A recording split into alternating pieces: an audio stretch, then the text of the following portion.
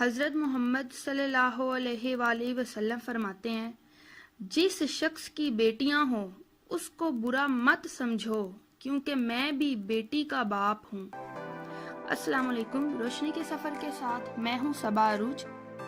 आज का हमारा टॉपिक है कि बेटी की पैदाइश पे हमारे माशरे का और जिस घर में बेटी पैदा होती है उस घर का रवैया क्या होता है।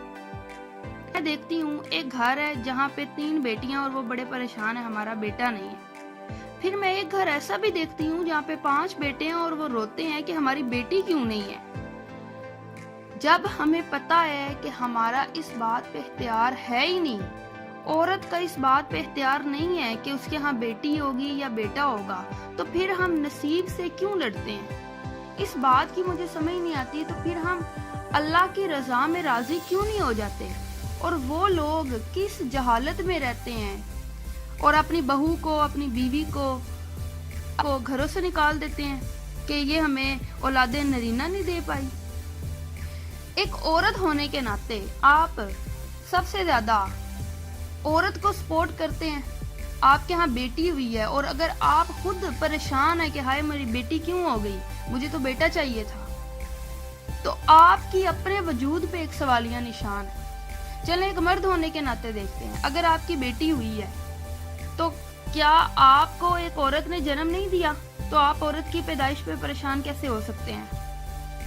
ठीक, अब इसमें सवाल क्या है। बेटी पैदा हुई, ठीक है, माँ बाप के लिए, घर वालों के लिए परेशानी क्या है। पहली परेशानी उनके ज़हन में सवाल आता है, इसका नसीब कैसा होगा। नसीब से डर लगता है। बेटियों की पैदाइश से नहीं डर लगता, नसीब से डर लगता है, ये हम कॉमन कहते हैं।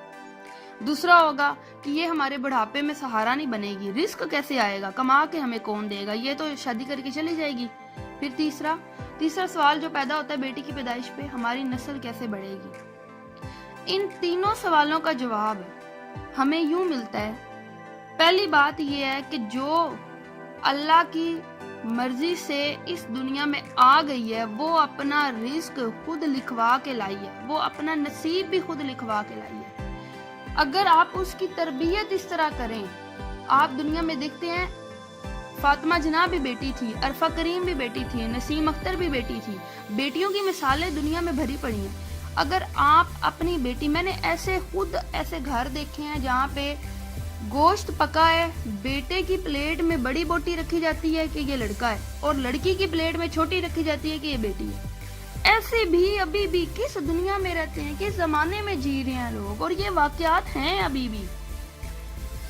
हजूर सल्लल्लाहु अलैहि वसल्लम का फरमान है, औरत के लिए ये बहुत ही मुबारक है कि उसकी पहली औलाद बेटी हो। पहली औलाद। मोमन और मुसलमान में ये फर्क है, मोमन वो है जो अल्लाह को मानता है और मोमन वो है जो अल्लाह की मानता है।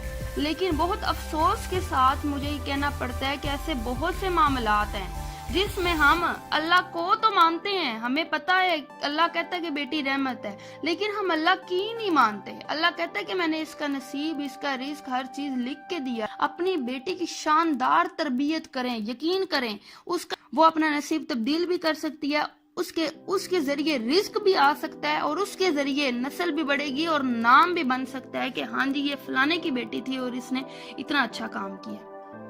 तो बेटियां सबके मुकद्दर में कहाँ होती हैं, बेटियां सबके मुकद्दर में कहाँ होती हैं, घर जो अल्लाह को पसंद हो वहाँ होती हैं। चाहे बेटी हो चाहे बेटा हो, नसीब उसके हाथ में है, रिस्क उसके हाथ में है। तो हमें अपने आप को ये समझाने की जरूरत है कि जो हमारा हाल है उसमें हमें रहना है। हमें मुस्तकबिल का नहीं पता, वो एक और अल्लाह की रजा में राजी रहें और दोनों के साथ एक जैसा सलूक करें। ज्यादा ख्याल रखिएगा और हमेशा मुस्कुराते रहिएगा और अपनी बेटी को और बेटे को दोनों को एक जैसा प्यार कीजिएगा। अल्लाह हाफिज।